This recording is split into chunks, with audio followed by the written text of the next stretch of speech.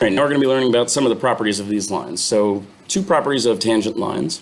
We draw a tangent line to this circle. We have this line AB that's connecting with the circle at point S here.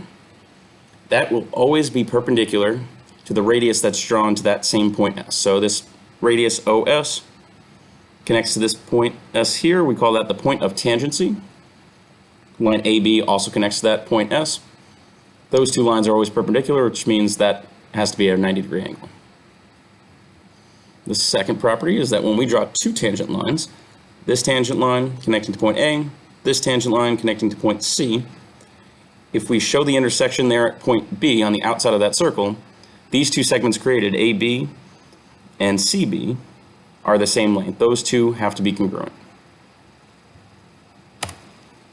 So on this next problem, we're going to look for the length of X. Really, that last property is going to tell us everything that we need. AB and AC, those two segments have to be congruent.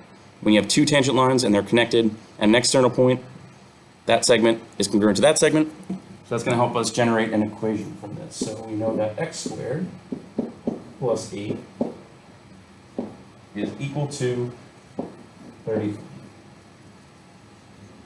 So we have an x squared term, so we might want to solve that like a quadratic where we have to factor, but I'm actually just going to solve and get all my constants onto one side, get x squared by itself, because that just leaves me with 25 on the right side, which I feel like is pretty obvious what that number has to be.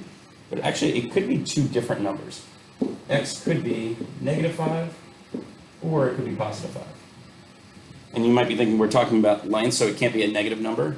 But if you were to plug in -5 here, you do -5 squared, that still gives you 25 plus 8, which is still 33. So either of those is a valid solution for this.